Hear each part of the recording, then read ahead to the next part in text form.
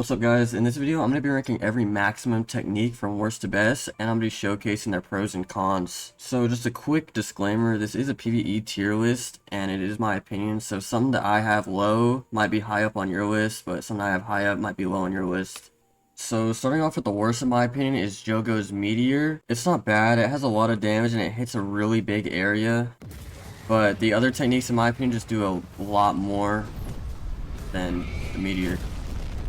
The Meteor does apply a burn, and it has a good tick rate, but it's just still, in my opinion, just not as good compared to the other four. So it's not a bad technique, but by the time you're actually able to use a maximum technique, you're not really going to be clearing out a lot of enemies like this. You're usually just going to be focusing on bosses, and it's not too good at single target damage, which is why I'm going to put it in C tier. So again, it's not a bad technique, but just compared to the other four, it's just not as good. And next on the list is going to be Yuki's Total Collapse. It's just a lot more easy to use in my opinion. It also ragdolls the boss or the enemies you're fighting into like one group, which makes it a lot easier to kill them or do damage to. The biggest con about it in my opinion is the fact that it does damage to you and your team. Now there's a way for it to not pull you in and do damage to you, and that's by using an ability that has iframes. So say that I use the Total Collapse right here, but right after I'll use my Hollow Purple, I won't be affected by it and I could just shoot it at them right after it ends.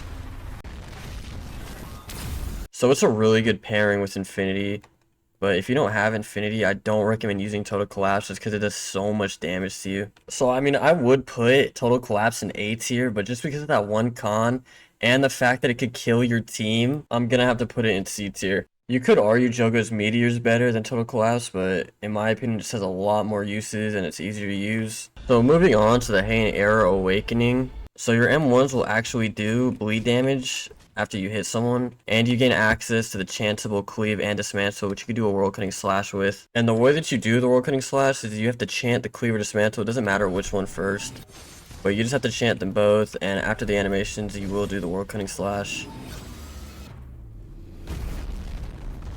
So it's just pretty good all around, and there's not really anything bad to say about it. It only gives you buffs, and that's why I'm going to put it in the B tier. Now moving on to the Six Eyes.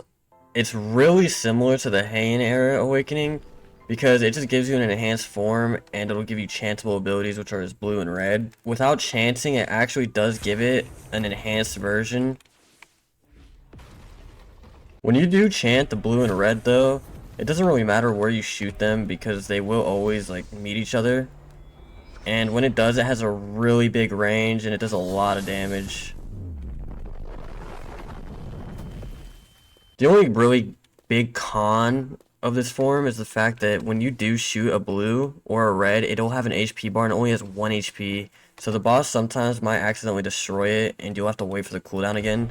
I'm going to be putting the Six Eyes in A tier because unlike the Hay and Awakening, you're able to get 3 or 4 Hollow Nukes off, and with the World Cutting Slash, you're only able to get 2 off. So I'm sure this isn't going to be a surprise to a lot of you, but Jacob's Ladder is without a doubt the best maximum technique in the game. Just because it hits everything around you, you don't even really gotta aim it, and it just does so much damage.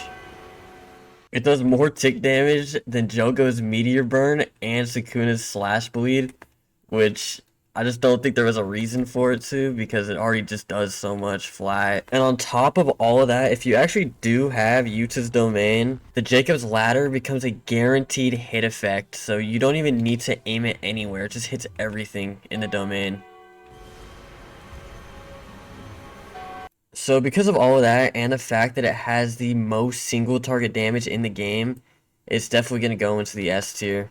I definitely think Jacob's Ladder is the best maximum technique. If you're able to use it, I really do recommend it. It's, in my opinion, just so much better than any other maximum because it's easy to use and it just does anything all of these do but better. So this is all my rankings. If you guys disagree with it or you guys would switch anything out, just let me know in the comments. I hope this was helpful to you guys, and if you learned anything new, let me know.